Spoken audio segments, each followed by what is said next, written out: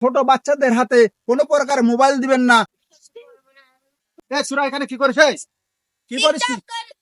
কেন টিকটক বানাচ্ছ? তোদের আজকে পরীক্ষা, তুই পরীক্ষা দিতে গেছিস, এখানে টিকটক কেন বানাতে আসছো কেন? পরীক্ষা দিতে গেছি, নকল করছি, তাই ধরা খাইছি।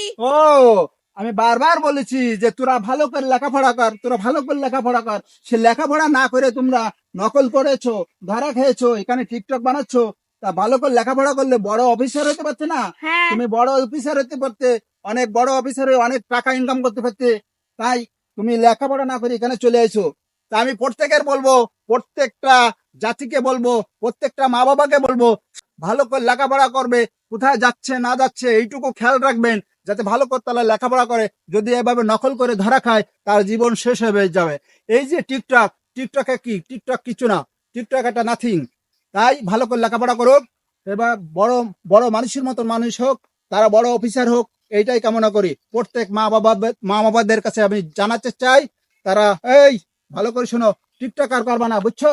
প্রত্যেক মা বাবাদের আমি জানাতে চাই, বাচ্চাদের হাতে মোবাইল দিবেন না, তাদের টিকটকের কোনো কিছু যাতে তারা না বুঝে। ঠিক আছে? হ্যাঁ। আর আসবা না, আসো বাড়ি আসো।